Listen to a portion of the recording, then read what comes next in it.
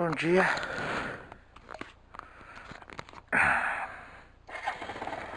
Bom dia a todos os milhões de seguidores. Bom dia, meus amores lindos da minha vida pela sua. Até mais tarde. Amo vocês. Tô saindo rápido aqui porque começou a chegar uma chuvinha. Pode ser que seja só uma coisa bem regionalzinha aqui. Então vou tentar passar por isso logo. Oh, caramba, é precisar.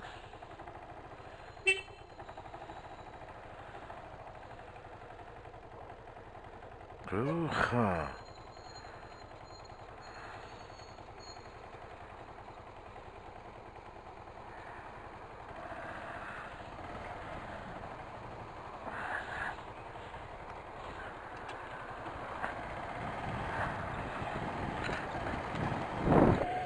Um pouquinho mais geladinho que o normal.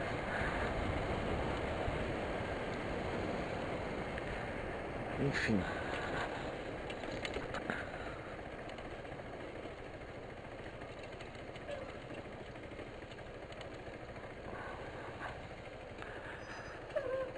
Eu tô desconfiado que ontem à noite eu não gravei nada de novo. Tô desconfiado pelo tempo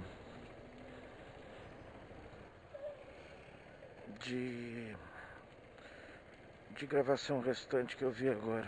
4 horas e meia. Mas enfim, vamos ver. Depois a gente vê.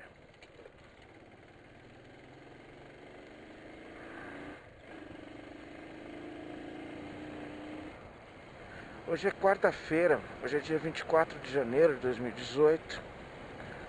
Hoje é véspera de feriado. Feriadão prolongado aí. Espero que meu amigo primo Ederlando esteja melhor pra gente poder ir amanhã pra Chacrinha, passar uns 2, 3 dias lá, 2 dias e meio na verdade. E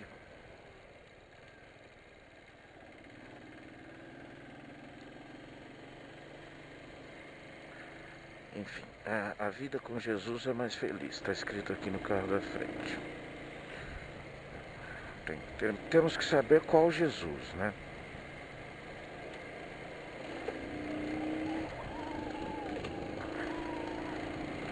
Mas enfim, vamos, não vou fazer essa contestação agora não. Continua caindo água aqui. Talvez a minha aposta não tenha sido muito saudável não, vamos ver.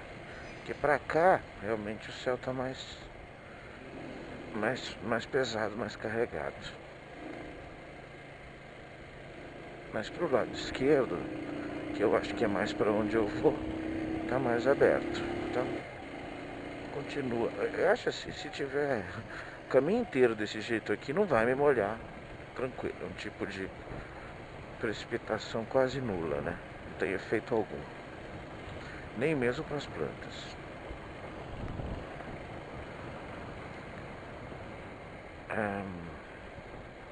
Hoje, eu acho que na volta eu vou falar sobre isso.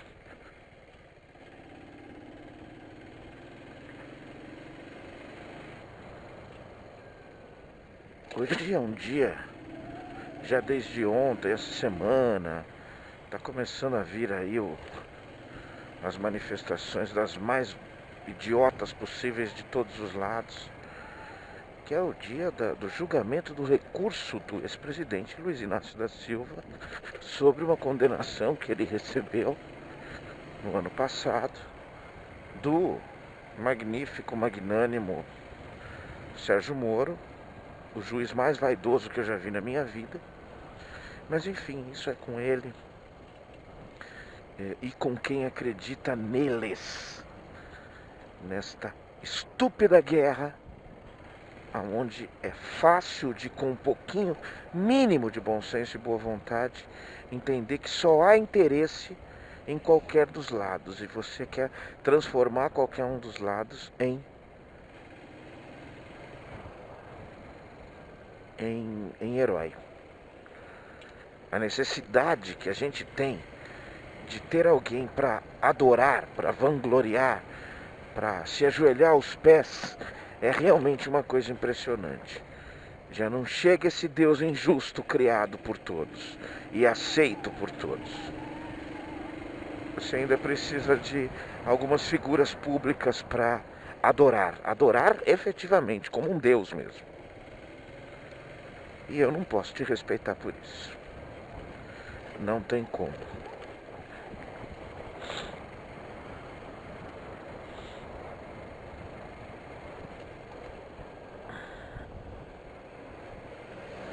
Não tem como.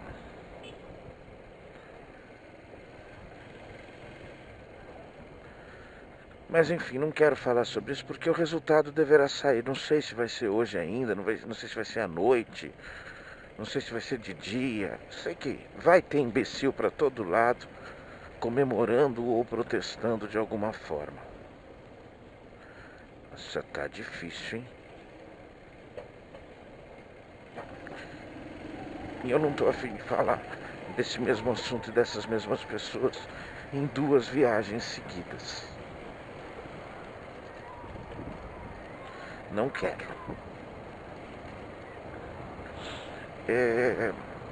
Até assunto do que eu tava batendo meu papo com meu sobrinho fofo Ivanzinho ontem na nossa cervejinha.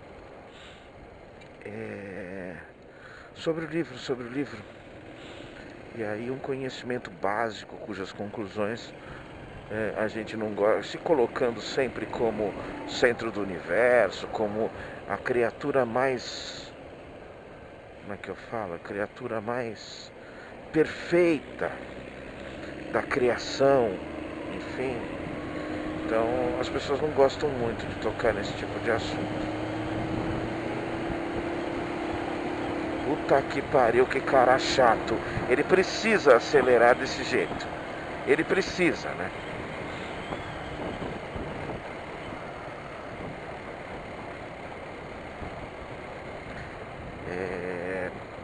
E o assunto é a capacidade que esse serzinho que foi tomando conta do ambiente, que foi saindo do seu papel de coadjuvante, de vítima da natureza, de uma das partes da cadeia alimentar e não o topo da cadeia alimentar,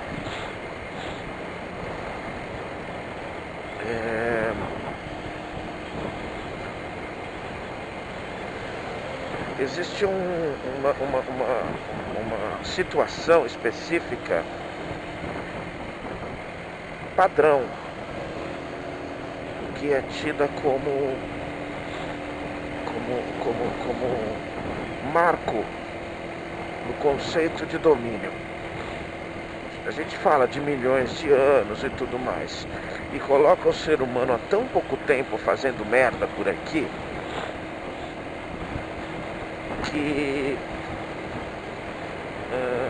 cujos resultados a gente não quer entender, que a gente ainda não aprendeu a lidar corretamente com o sistema, com o ecossistema, com o planeta, com os recursos, a fim de não acabar com eles e assim por diante. Tá? E essa é uma básica e correta explicação que existe sobre os nossos efeitos nocivos ao nosso meio ambiente. Há só 70 mil anos você tem uma definição específica de padrão de domínio do Homo sapiens sobre as demais espécies de hominídeos, de homens, e muito rapidamente esse domínio foi se transformando, essa postura desse animalzinho foi se transformando e foi fazendo com que ele prosperasse mais. E regra básica da vida, para um prosperar, o outro tem que perder. Às vezes, para um prosperar, vários têm que perder. Então, é mais ou menos isso que acontece. Se só há 70 mil anos você tem aquele Homo sapiens caçador-coletor, itinerante, com o decorrer do tempo ele foi entendendo e dominando as ferramentas do seu ambiente, a ponto de conseguir aí sim essa transformação do caçador-coletor para o agricultor ou criador.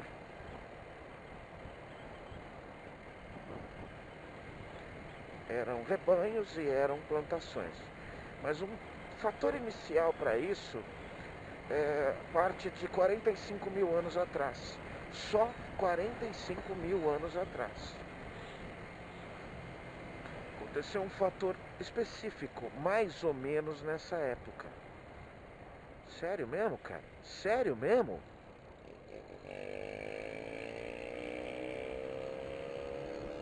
Minha nossa.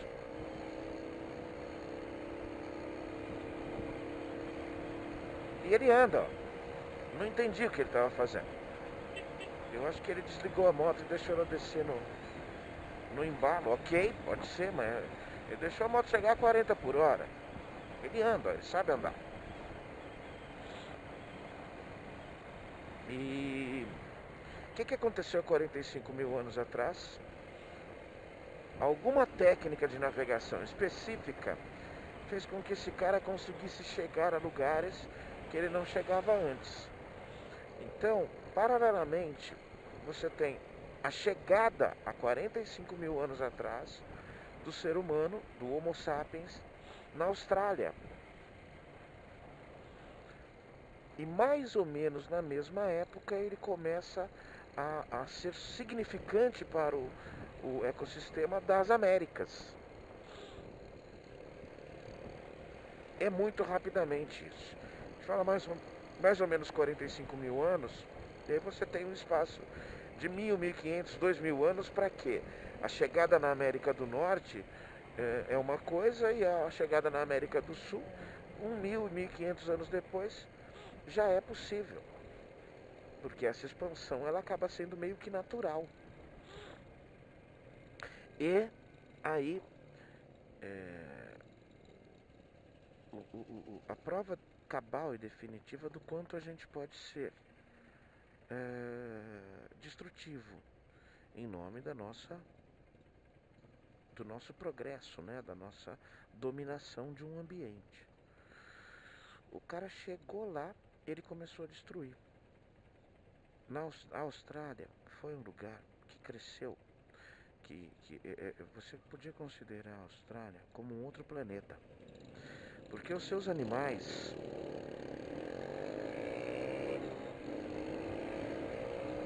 eram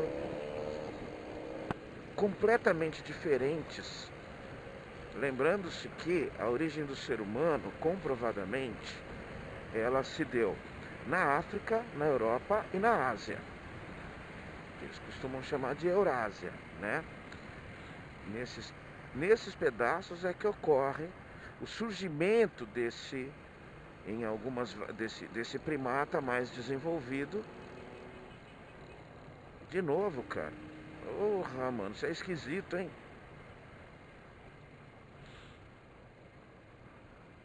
E essa expansão, mandando ele pra cá ou pra lá, mandando suas tribos, né? Foi acontecendo a partir daí.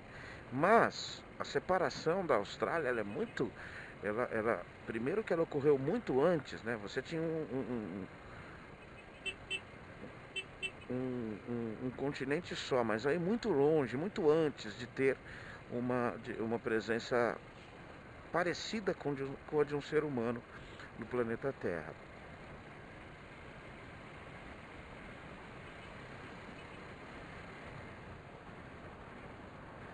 E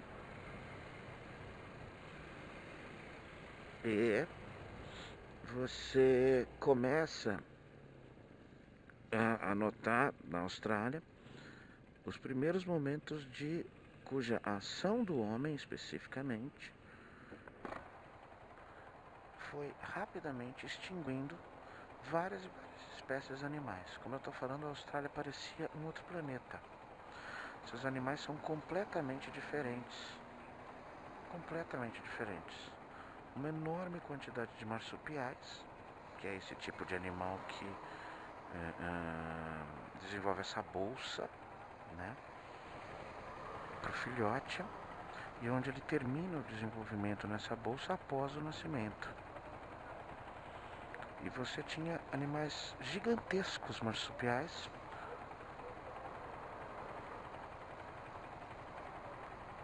de todos os tipos. A gente conhece basicamente o coala e conhece basicamente o canguru. Só que o canguru que tinha lá na época em que o ser humano pôs o pezinho lá, era um canguru gigante. Existia um leão marsupial gigante, um grande predador. Existia a preguiça gigante. Existiam aves 3 vezes maiores do que as avestruzes que a gente conhece hoje. Ou seja, você tinha uma abundância enorme de recursos e os animais se alimentavam mais e cresciam mais. O tamanho era importante justamente para a competitividade. Mamutes, mastodontes completamente diferentes, que ao curso de 1000, 1500, 2000 anos foram sendo extintos pela chegada de um cara. E a gente explica. O animal gigantesco, por exemplo, um mastodonte, um leão gigante, ele é normalmente um animal também mais lento. Estamos falando do planeta Terra, cuja gravidade, densidade e tudo mais é fixa, né? Nunca foi muito diferente do que é, desde que existe vida, né?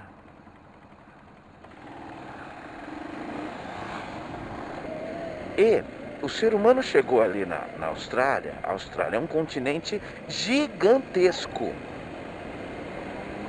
Encontrou aquela modalidade enorme de animais completamente estranhos, mas ele já tinha suas técnicas de caça, de captura, de queimada desenvolvida. Então, meu amigo, os animais daqui, da África, da Europa e da Ásia, eles tinham um convívio direto de muitos anos com os seres humanos. Então eles foram aprendendo também nos seus comportamentos a modificar seu comportamento para se defender do ser humano. Por isso que alguns deles não se extinguiram, porque eles se adaptaram. É isso que acontece, segundo Darwin seja louvado.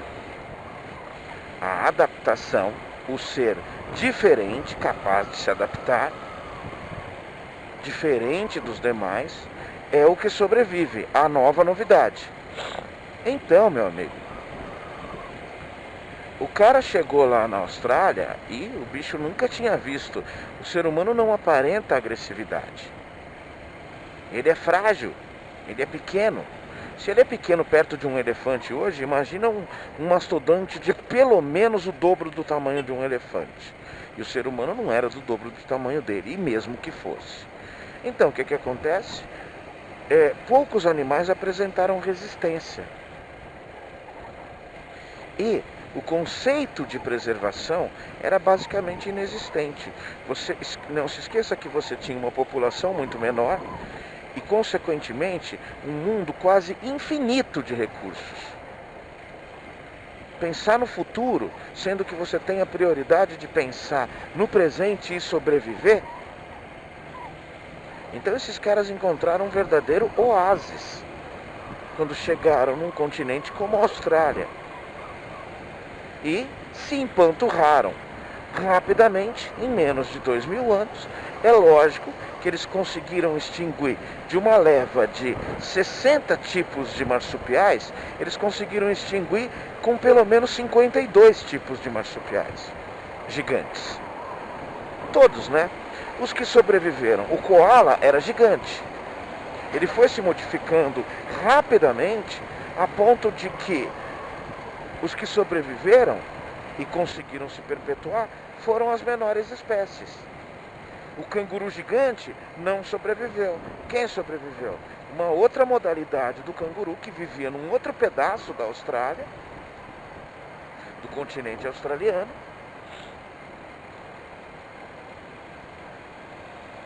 conseguiu sobreviver por características específicas, mas porque tem muitas linhas que tiram o ser humano, a chegada direta do ser humano, como o principal causador da extinção de tamanha quantidade e diversidade de animais e plantas. Colocam o clima, uma mudança climática, a saída da era glacial. Não era não. Não era não. Porque sempre houveram mudanças. Sempre houve era glacial. Claro, perto da existência do ser humano, o ser humano não tem impacto nenhum sobre a existência de eras glaciais, que podem voltar. Há grande possibilidade, inclusive. Estamos num momento de aquecimento. E aí não vou entrar na teoria de que independe da força do ser humano. Depende sim, pode ser que nós atrasemos ou modifiquemos ciclos naturais por conta das nossas ações específicas. E não sei efetivamente o impacto disso. O que eu quero levar é que o mesmo aconteceu nas Américas. Várias e várias espécies de animais foram se extinguindo rapidamente. O mamute, por exemplo, ele coloca como uma coisa bem rinoceronte, como que eles falam? Rinoceronte glacial, né? Um remanescente da era glacial, um rinoceronte 3 vezes maior do que os gigantescos rinocerontes que a gente conhece. Coberto de pelos, devia ser um animal lindo, lindo, lindo. Enfim. E datam de aproximadamente 45 mil anos, 40 mil anos, 38 mil anos, a existência desses últimos animais. Porque o que acontece? Ele não se extingue diretamente, porque, o ser humano foi lá e foi matando tudo. Ele nem conseguiria matar tudo. Mas tem outra característica que animais gigantescos, animais gigantes, têm, que a gente precisa saber. O ciclo de reprodução deles é muito mais longo, é muito mais demorado. Eles demoram 2, 3 anos para estarem férteis. Depois disso, a gestação é também de 2, 3 anos. Você é muito chato.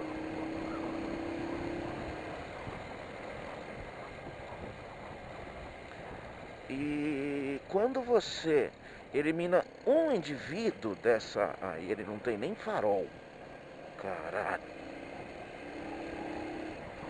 Quando você elimina um indivíduo, você reduz o ciclo. Você diminui o ciclo, você diminui a quantidade possível do ciclo. E o consumo é muito maior, e muito mais rápido e muito mais rotativo. Então, é muito rápido você exterminar, por exemplo, uma espécie de mamute. O mamute era um animal completo. Aproveitava-se tudo dele.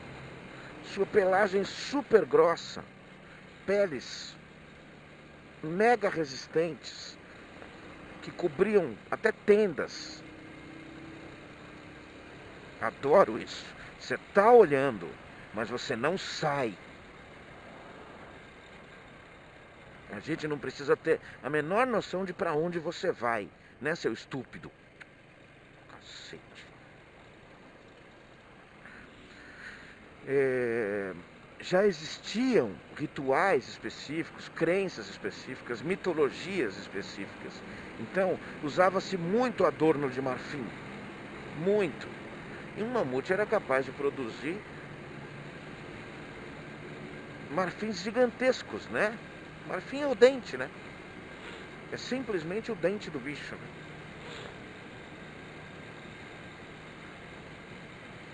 Então, rapidamente, ninguém tinha técnica para cortar o dentinho dele.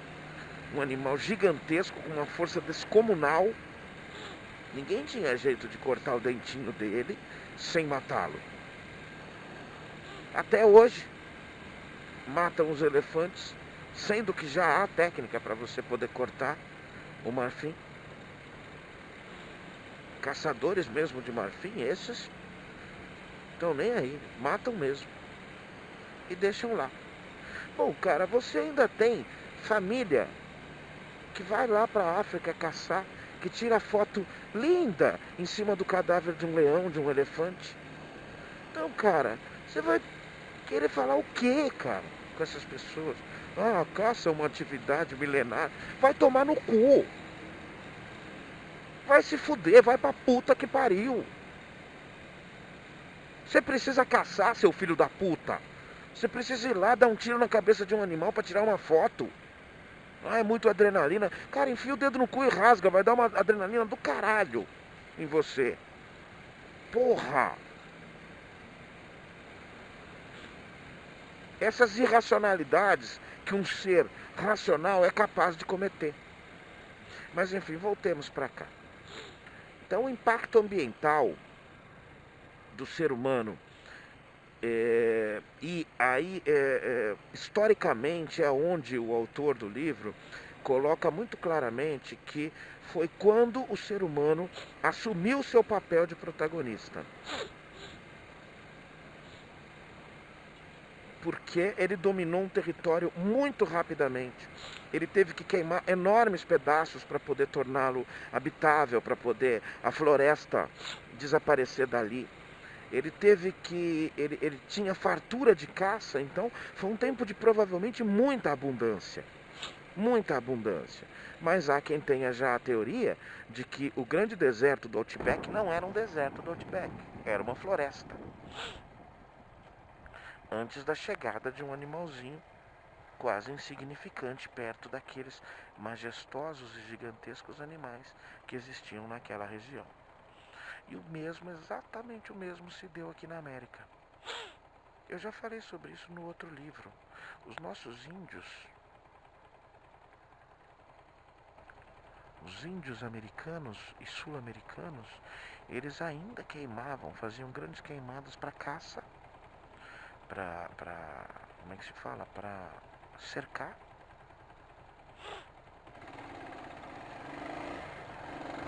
Uma caça para abrir terreno, enfim. E todo mundo sabe que a queimada, ecologicamente falando, é a pior técnica possível para se usar tanto na agricultura quanto na caça principalmente, né? Essa não tem nem discussão. Porque aquele pedaço não se refaz rapidamente. Enfim, a nossa conversa, a nossa discussão ontem foi para outros pontos muito legais. Mas a base foi essa discussão sobre o livro. E o Ivan tem um amigo, parece, que está lendo e até se tornou chato por conta do livro. O que é isso? Diretas já, fora Temer, golpista.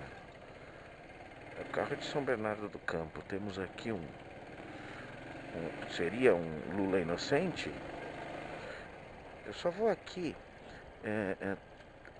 no finzinho desse caminho aqui para o trabalho, falar sobre essa merda desse assunto rapidamente. Só num aspecto. Eu tenho visto em alguns lugares, e lamentavelmente, que estão gostando dessa ideia. E a pessoa não percebe que o que ela está propagando não é uma questão racional e justa. É apenas uma opinião pessoal e um preconceito pessoal. A frase é: culpado ou inocente, quero Lula na cadeia. Você realmente falou isso? Culpado ou inocente? Se for inocente, você quer um inocente na cadeia? É assim? O seu preconceito, a sua vontade de não vê-lo, de não tê-lo como candidato ou alguma coisa assim, foda-se se ele é inocente. É isso que você está dizendo? Eu aqui, vocês sabem, quem acompanha os meus vídeos sabe.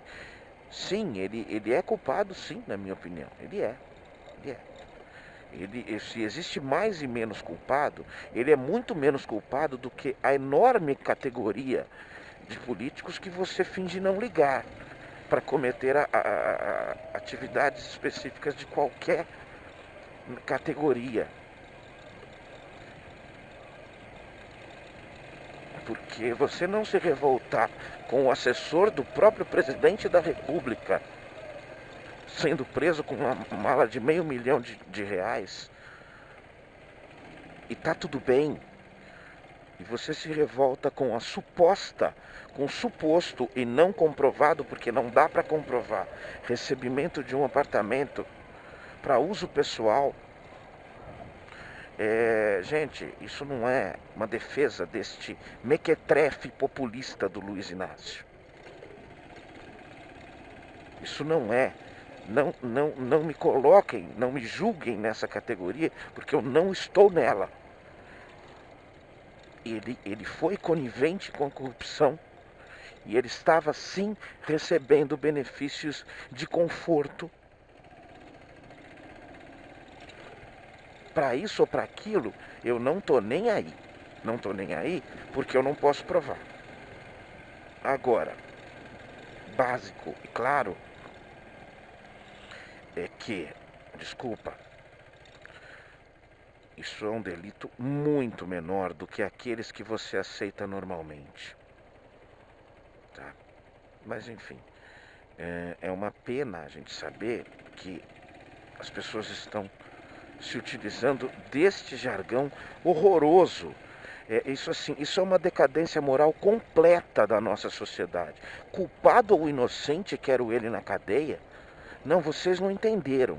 Vocês não entenderam o que vocês estão falando. Vocês não entenderam como isso cai na cabeça de um adolescente, de um jovem. Vocês não estão entendendo. Como culpado ou inocente? Inocente não pode ir para a cadeia. Pelo bem da nação, pelo mínimo do direito e da liberdade de um país inteiro, que um inocente não vá para a cadeia. Mas que um culpado vá. Mas não um só, né? Não o seu culpado. Você não tem culpado de estimação. Não podemos ter culpados de estimação. Mas é só o que temos. É só o que temos.